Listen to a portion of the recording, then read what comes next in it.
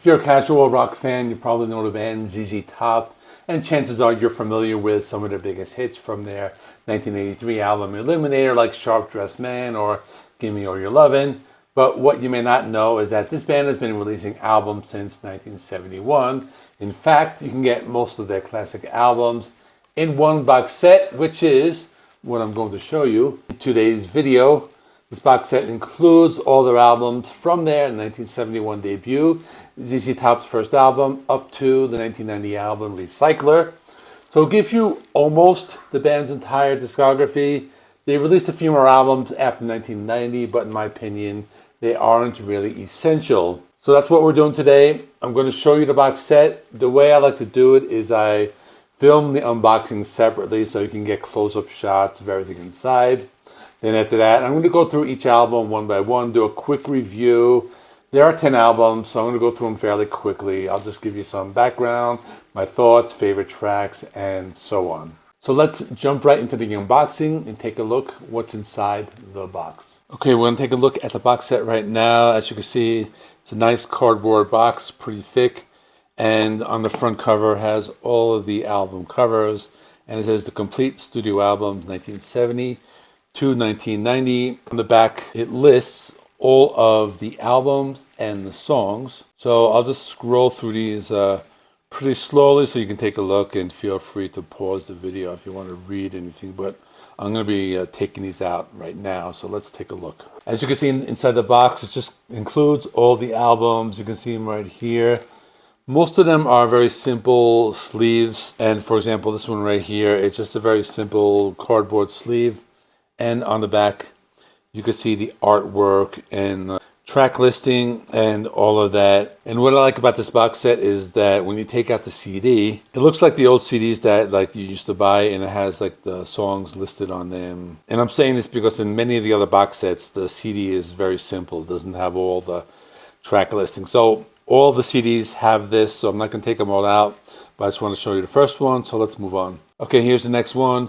Rio Grande Mud, again, simple with that one sleeve. And also some of these are going to be like a little more complex and open up. I'll show you them when I get to them. Tres Hombres, again, I'm going to be talking about all of these later, but you're going to see this one in particular happens to open up and have more artwork. So that's pretty cool. So some of these do open up. On this one, Fandango, another, it's just a simple artwork and just a simple design here. And this next album here, this one actually opens up as well. So you can see the artwork, and this one actually opens up as a gatefold, and you can see the three band members here. They look actually kind of young. And then you can see with the song titles on the back. And then this one here, it's another simple, just one cardboard, but it has all the artwork, has all the songs on the back. And this one, another one, simple, but again, includes everything you need on the back.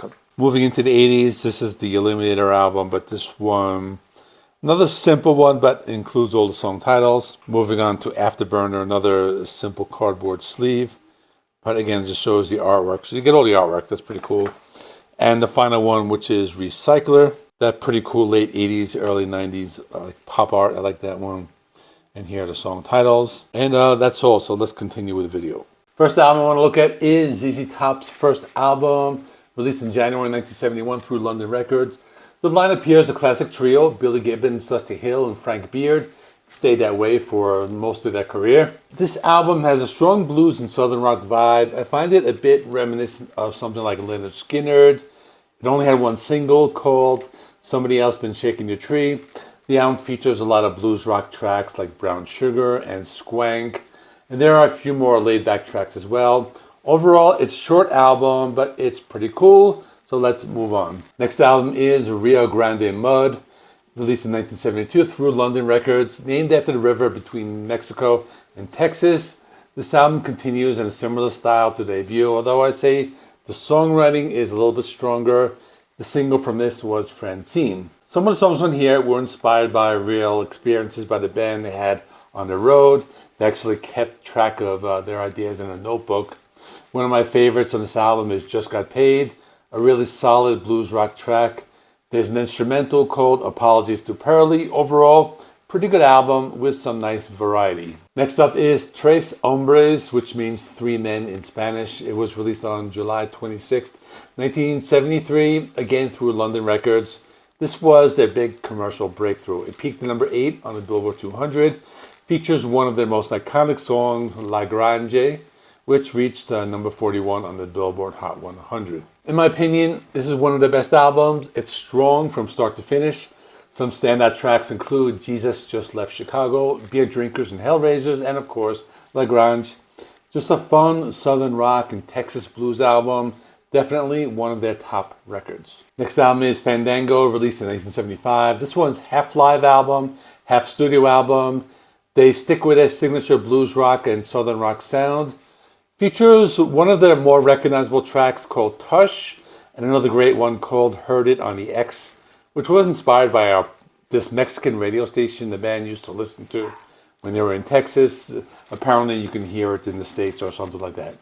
Side 2 of the album has the studio songs including Tush, Heard It on the X, Blue Jean Blues, and that was a fun laid-back track. After this is the album Tejas, released in November 1976, once again on the London label.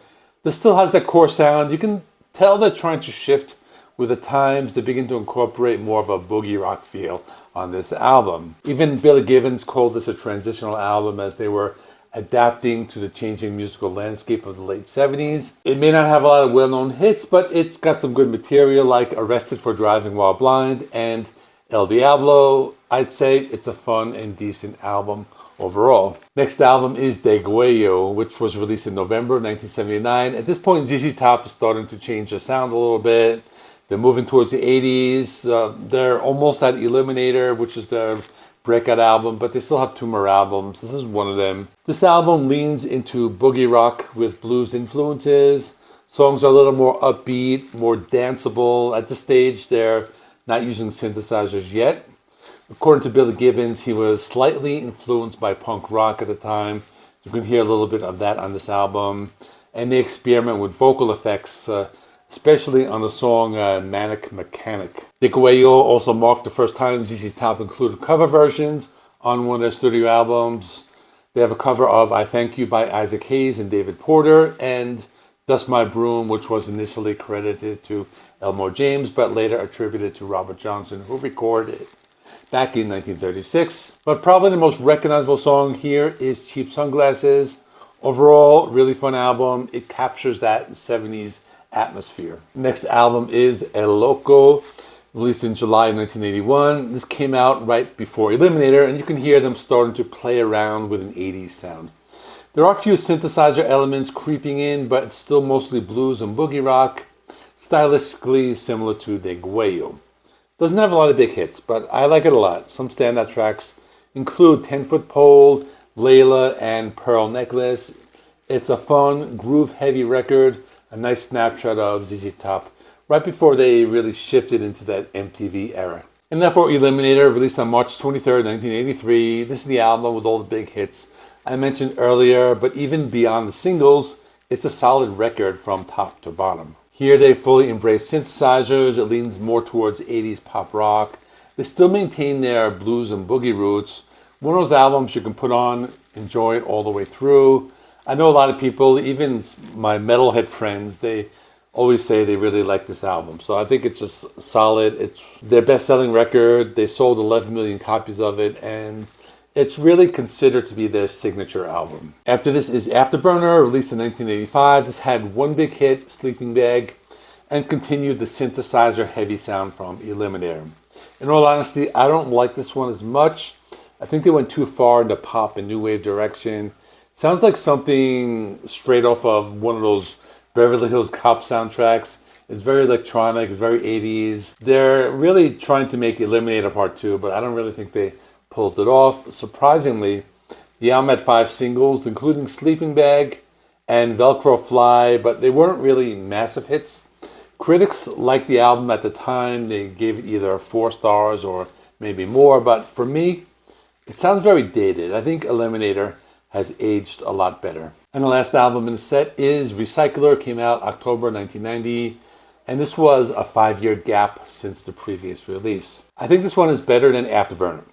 It features synthesizers, but ZZ Top brings back more of that classic blues rock sound and incorporates some of that late 80s, early 90s hard rock edge. So I found it to be a pretty solid record. This one had 5 singles. The most well-known is Double Back. It was featured in Back to the Future Part 3.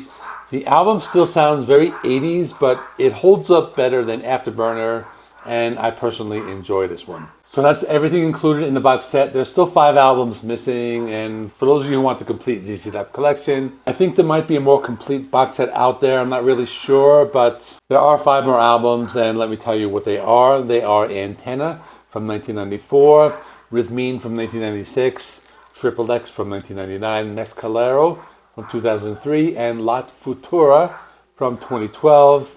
I guess you would have to pick them up separately if you want the full discography, but overall, I recommend this set because it gives you almost everything you need in one package. Let me know in the comments if you're a fan of ZZ Top. I'm going to link another video right here of a different box set I reviewed on my channel.